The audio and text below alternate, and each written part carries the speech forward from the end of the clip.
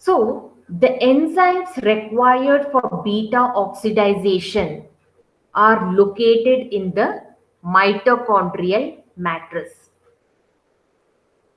However, the fatty acid cannot cross the inner mitochondrial membrane when it is attached to a CoA. So it cannot enter into the matrix of the mitochondria. Why it has to enter into the mitochondria, your fatty acids? It has to enter into the mitochondrial matrix because there is where the enzymes are there for your beta oxidization. So the enzyme required for the beta oxidization are present in the mitochondrial matrix. However, my fatty acids which are present in the cells or in the cytosol cannot cross the inner mitochondrial membrane when they are attached with the CoA. Coenzyme A is attached, they cannot cross. So the first step is the activation of your fatty acid. The activation of the fatty acid occurs through a cycle known as carnitine shuttle. Okay, so it is, see the word carnitine is written here. In the next picture, I'll show you how this happens. Okay, this is the carnitine spelling. So the first step what has to occur is the activation of your fatty acid. For activation of the fatty acids, you require your enzyme. See, this is my fatty acid. So I require the enzymes. Who's my enzyme? My enzyme is the fatty acyl or acyl CoA synthase. Okay. So these are a group of enzymes. This acyl CoA synthase are a group of enzymes which are known as thiokinase. What they do, they convert the fatty acid to fatty acyl CoA. So these enzymes, as I told you, this fatty acyl CoA, a group of enzymes called as thiokinase. So they are family of 3 isoenzymes having the activity of specific chain length fatty acids. See, I told you there are small chain fatty acid, medium chain fatty acid, long chain fatty acid. So there are 3 different types of thiokinase which can act on the 3 different chain length of your fatty acid. But since we spoke the synthesis of the fatty acid, I told you the long chain fatty acid synthesis occurs in the body. Okay, only the short and medium size you can acquire through your diet. So in the cytosol, who is there? My free fatty acid is there. Now this free fatty acid is got converted into fatty acyl CoA. By whom? By the enzyme acyl CoA synthase, because it added this coenzyme A into it. By doing so, what did it do? It utilized 2 ATP. Okay. So it has utilized 2 ATP in forming the fatty acyl CoA.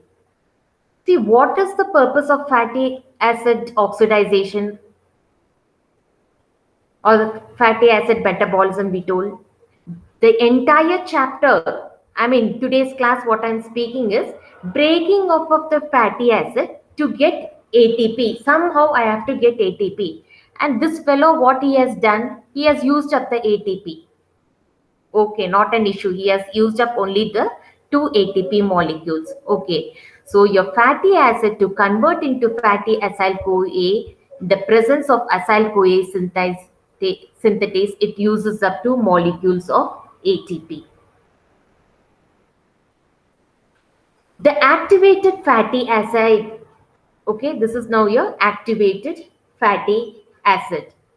So the fatty acyl CoA is now transported through the outer membrane of the mitochondria with the help of carnitine.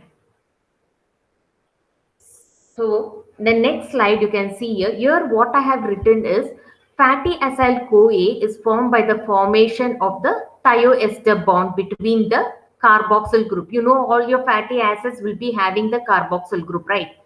So the thioester bond between the carboxyl group of the fatty acid and the thiol group of the coenzyme. So a bond is formed between those two, thus fatty acyl CoA is formed. So in the process, it uses up the two molecules of ATP. Now I got the fatty acyl CoA, it is present in the cytosol. So the activated fatty acid CoA is now it has to get transported into your mitochondria. So mitochondria, all of you know that it is a two membrane it has. It has one second. No.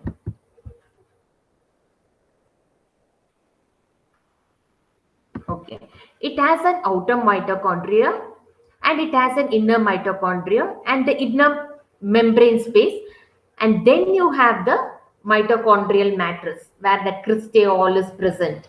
Okay. Now, this fatty acyl CoA which is present in your cytosol has to enter into your outer mitochondrial membrane, and this is done with the help of carnitine. This is carried, your fatty acyl CoA is carried by your carnitine.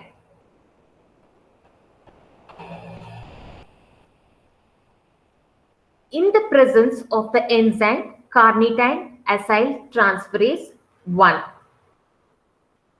So, my fatty acyl CoA enters into the outer mitochondrial membrane with the help of the carnitine and the enzyme carnitine acyl transferase.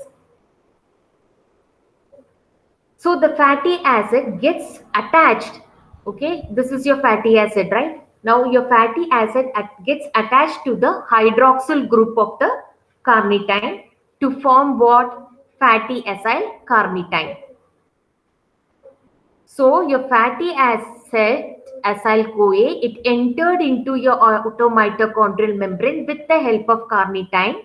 So your fatty acid got attached to this carnitine because the carnitine is one which is transporting it.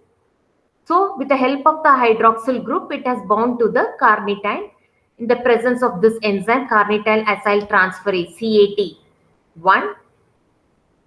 Yeah, or CAT1 CAT1 you can tell. Okay, so we can here we get the fatty acyl carnitine. Now where is it present? It is present in the inner membrane. Now the fatty acyl carnitine formed is transported across the mitochondrial matrix in exchange for the carnitine. So what happens is this fellow now it has to enter into your matrix. Yes, it enters. How it enters? It in the inner mitochondrial membrane, no, you have what is called as a transport carrier. So with the help of this transport carrier, these two friends, your carnitine and your fatty acyl carnitine, they enter into the mitochondria with the help of the transport carrier. So next what happens? The fatty acyl carnitine formed is transported across the mitochondrial matrix in exchange for the carnitine with the help of the enzyme carnitine acyl transferase.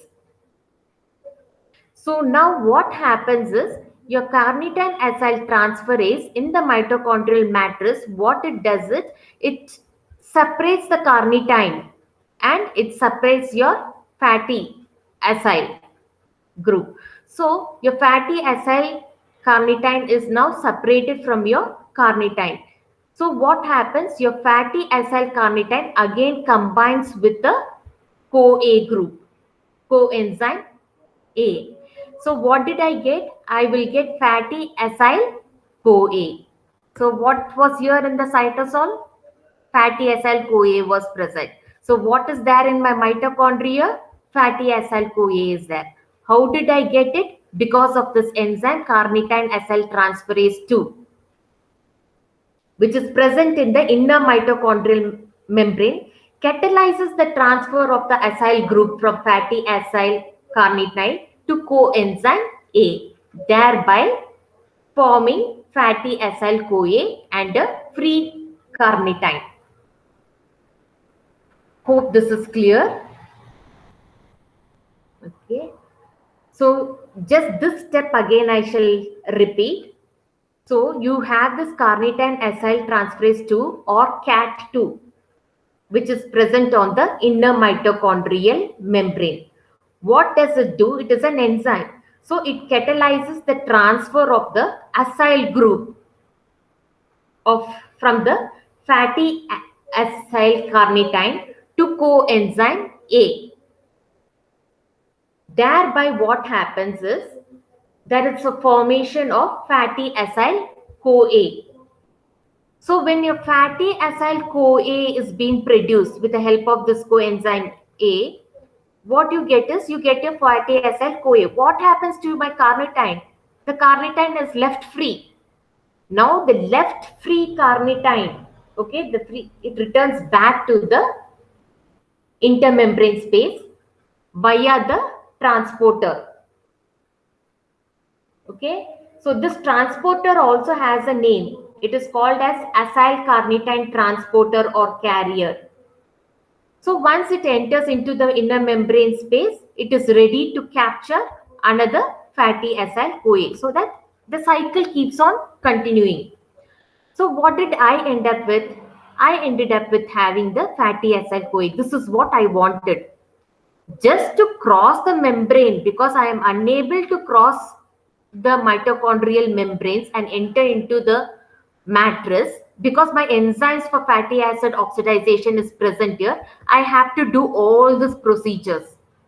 I have to bind it to carnitine, and then our carnitine and the fatty acyl carnitine are carried by the transporter, and after that a second carnitine acyl transferase 2 comes to my help, which separates the carnitine, which makes it a free carnitine, so that it can go back again to the inner membrane space and do its recycling again. And finally, with the help of the coenzyme A, my fatty acyl is getting converted to fatty acyl CoA. So your fatty acyl CoA now present in the mitochondrial matrix is ready for beta oxidation by the enzymes present in the mitochondria. Okay, so the fatty acyl CoA now present in the mitochondrial matrix is ready for the beta oxidation by the enzymes present in the mitochondria to give what? To give the acetyl CoA. And this acetyl CoA, then what it will do? It will enter into the Krebs cycle. Once it enters in the Krebs cycle or the citric acid cycle, what happens? Once again, you are getting ATP, right? Remember your citric acid cycle, you got ATP in the sense you got GTP, you got FADH2, you got NADPH, right? So this process is called as the carnitine shuttle. So it is the carnitine which is coming to the help of fatty acyl CoA to enter it from the cytosol into the mitochondrial matrix. So to just recap, first your free fatty acid disassociates from the argument and diffuses into the cell. Right? Once inside the cell, a cytosolic enzyme called as fatty acyl CoA synthase adds the coenzyme A molecule to the carboxyl group of the fatty acid, turning it into fatty acyl CoA. Now this procedure requires 2 molecules of ATP. So some amount of energy is used up here, not an issue. Now the mitochondria is composed of 2 membranes, that is your outer membrane and your inner membrane, and there is a space between these two which is known as the inner membrane space, and then you have the matrix. Now with this we start the carnitine cycle. My purpose of this carnitine cycle or shuttle is to transport the fatty acyl-CoA which was present in the cytosol into the mitochondrial matrix so that I undergo beta oxidization. If I undergo beta oxidization, what will I produce? I'll produce acetyl-CoA. So the product acetyl-CoA, what I am producing, it can enter into the Krebs cycle. Again, Krebs cycle, what happens? It produces the ATP, NADPH, or even it produces FADH2. Afterwards, what happened? All will enter into your ETC cycle. All will again go into the chemiosmosis. Then what will happen? Oxidative phosphorylation occurs.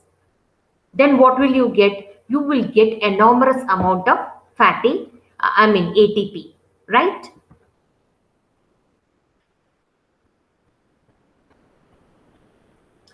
So after this carnitine shuttle is over, we'll see what is happening. What exactly happens in the beta oxidization of your fatty acids?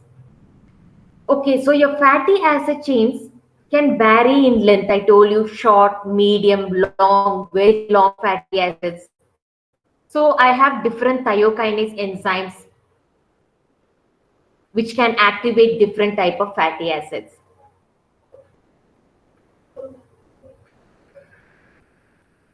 So the enzymatic modification that takes place in the fatty acid oxidation happens between the carbon 2 and the carbon 3. So what is this? This is your fatty acyl-CoA.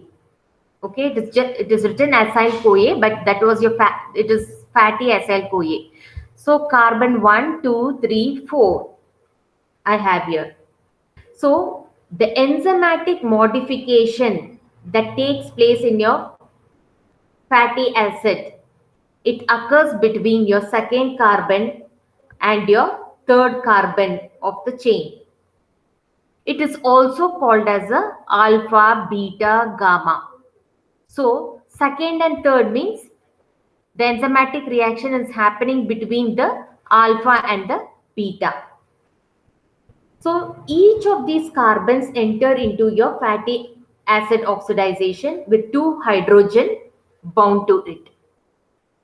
Okay, see 2 hydrogen is present here, 2 hydrogen is present here, and they are entering into your fatty acid oxidization. First, an enzyme called as acyl-CoA dehydrogenase removes 1 hydrogen from the second carbon. This is my second carbon, right? And 1 hydrogen from the third carbon. So this, who's that enzyme? Acyl-CoA dehydrogenase. Now you know the meaning. Dehydrogenase means removal of the hydrogen. It has removed from here, it has removed from the third carbon, alpha and beta carbon. The same enzyme, what it will do, you know, it will give this hydrogen to the FAD. So your FAD will become FADH2. So this is an oxidization reaction. So what did I end up with? After this, I ended up with enol-CoA, trans-delta enol-CoA. So enol-CoA has only 1 hydrogen on each of the alpha and beta carbon. See here, 1 hydrogen, 1 hydrogen. Second and third, just remember this, 2 and third carbon. They are called as the alpha and beta. Already 1 carbon from each is removed here. I am left only with 1 carbon each. And that molecule is called as trans-delta enol-CoA. So this is the first step of your oxidization. Next, an enzyme called as enol-CoA hydratase transfers a hydroxyl group, which is an oxygen linked to the hydrogen. Obviously, you all know that hydroxyl group means an oxygen is linked to the hydrogen group. From where did it get this OH? It got it from the water. That is why the name is enol-CoA hydratase. So this enzyme enol-CoA hydratase has added water molecule, and the OH group has gone and added on your third carbon. Who's your third carbon? It is your beta carbon. Okay. An enzyme called as enol-CoA hydratase transfers a hydroxyl group, which is an oxygen linked with hydrogen, from a water molecule onto the beta carbon of the enol-CoA, making beta hydroxyacyl CoA. It appears like 3, it is actually beta. Okay. So after this, what did I get? I get 3-hydroxyacyl CoA. Why 3-hydroxy? Now you all know very well, because carbon 1, 2, 3. On my third carbon, who is there? And hydroxyl group is there. So beta. This is beta. The third carbon is what? Beta, right here. See here. So it is beta 3-hydroxyacyl CoA. So the second oxidization step involves similar hydrogen transaction, which is mediated by another enzyme called as hydroxylacyl CoA dehydrogenase. So again, a second oxidization is occurring with the help of hydroxylacyl CoA dehydrogenase. This removes 2 hydrogen from the beta carbon and transfers one of them to the NAD. When it transfers one of the hydrogen atoms to NAD, what it becomes? It becomes NADH. And the beta keto acyl CoA is formed. So what actually it does is,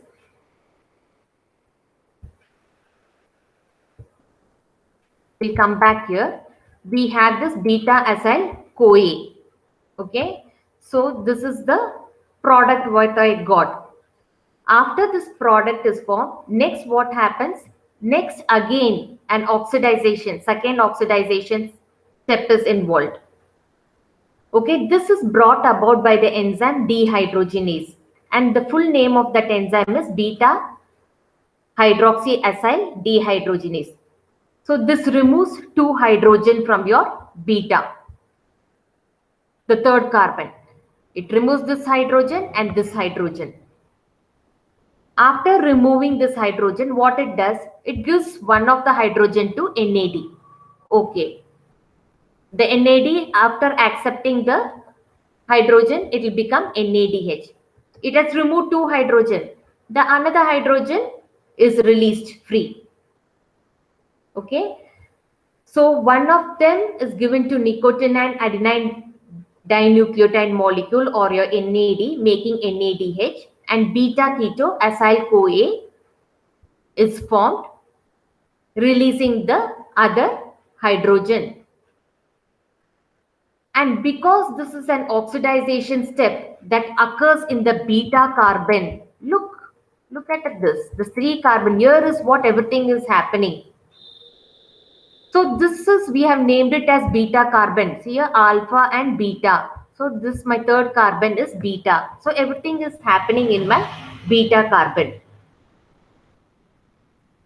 So the fatty acid oxidization is also called as beta oxidization. Now you understood the terminology. The starting slide what I put, fatty acid oxidization, or slash I had put and I've written beta oxidization. So it is one and the same. It is called as beta oxidization because all the processes are occurring in your third carbon, that is your beta carbon. Hence it is called as, your fatty acid oxidization is also called as beta oxidization. Finally, an enzyme called as ketotiolase cleaves these two group. Okay, so the enzyme beta ketothiolase cleaves those 2 alpha and the beta group. Here it cleaves. This is your alpha, this is your beta. Okay, so making 2 carbon acetyl CoA molecule. So when it is cleaved here, okay, this process is called as thiolysis, because you see what you get acetyl CoA, okay, in the presence of this CoA, and then I get another molecule acyl CoA shortened by 2 carbon atoms, right? So why it is shortened by 2 carbon atoms? It has gone here. See, carbon 1 and carbon 2. This entire structure is called as acetyl CoA. And therefore, your 3 keto acyl CoA has been shortened to form acetyl CoA. And this is your acyl CoA, which is being shortened by 2 carbon atoms. So this is what is your beta oxidization. Now this was a small fatty acid. Suppose say if it is your 16 carbon palmitoyl CoA. So if it is a 16 carbon minus 2, that is acetyl CoA, 2 carbons have gone. So what you are left with? You are left with 14 carbon compound. Again minus 2. You are left with 12 carbon. Like this, it keeps on going. As it is happening, what you're getting more and more amount of acetyl CoA, right? So if it was my palmitoyl CoA or my palmitoyl acid, which was a 16 carbon, if 2 carbon is removed, I'll end up with 14 carbon fatty acid chain, and then again that small chain can enter into that 14 carbon chain can again enter into your beta oxidization. So longer the fatty acid chain, more the cycles and more the energy we make. Therefore, in one cycle of beta oxidization, whatever I spoke now is one cycle of beta oxidization. What did I get? I got what? I got one NADH. Okay, fine. I got one FADH2, right? I got one acetyl CoA. So I got NADH, I got FADH2. And what are these? Now these are all electrons, and they can enter where? They can enter into your mitochondrial pathway. After the mitochondrial pathway, when they enter into it, inside the mitochondria, what happens? Your electron transport is there, where the electrons can be used up for the production of ATP. This is what starting I told you. So when I spoke about the ETC cycle, I told you that your ETC cycle and chemiosmosis cannot be separated.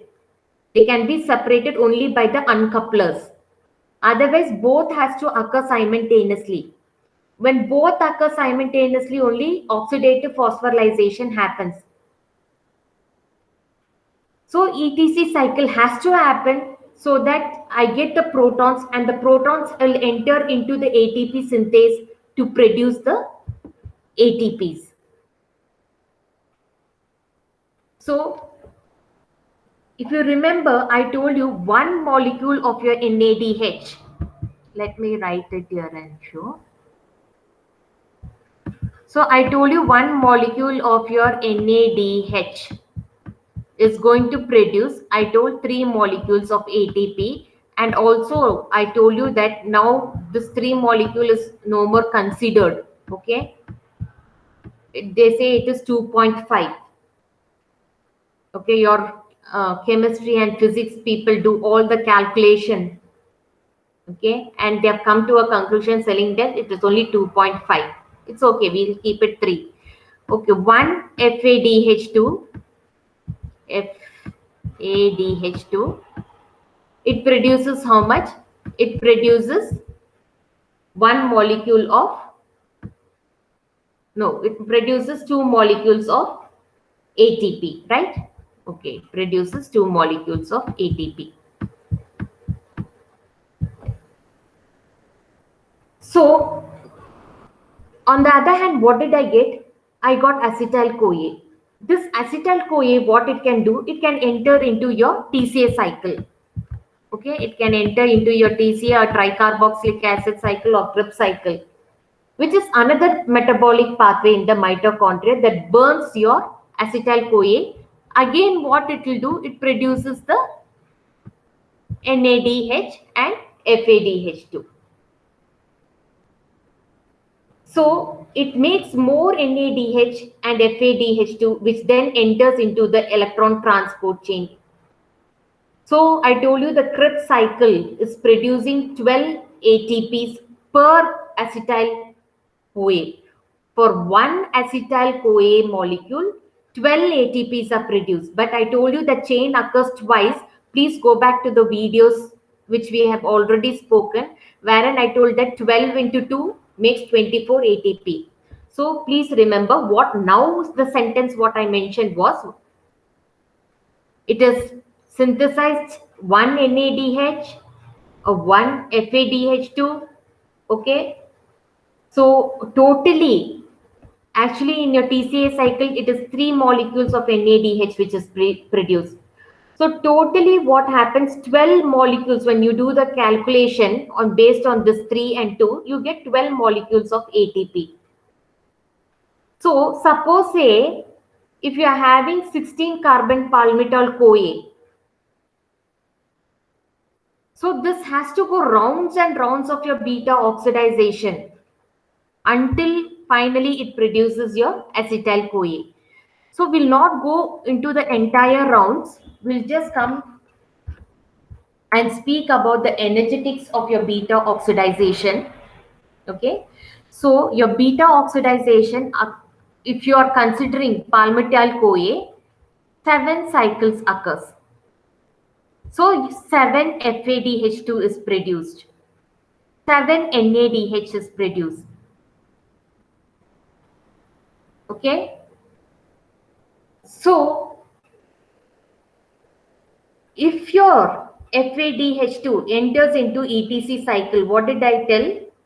2 molecules of ATP is produced. Now I told you, I corrected it also telling that it is 1.5. But now let us consider it has 2 only. So 2 sevens are 14. How many NADH will be produced? Actually, in one cycle, we got 1 NADH. For 7 cycle, I'll get 7 NADH. Once it enters into the ETC cycle, I'll get 3 ATPs. 3 sevens are 21. How many acetyl CoA? In one cycle, I got 1 acetyl CoA. For my 7 cycles, I'll be ending up with 8 acetyl CoA. So how many ATPs I am producing? I am producing 12 ATPs. So one molecule of acetyl CoA in your citric acid cycle produce 12 ATPs. So 8 into 12, you get 96. So the total energy from one molecule of palmitoyl CoA, that is when your palmitoyl CoA is undergoing oxidization or it is undergoing beta oxidization, totally when I add up, I will end up with 131 ATP molecules, but minus 2 because this guy used up 2 molecules of ATP, right, during the activation stage. So minus 2 means I ended up with 129 molecules of ATP. So the net yield of oxidization of one molecule of palmitate will produce 129 ATP molecules. Just imagine the yield, how much energy a body is producing, right? Okay, with this we shall end our class.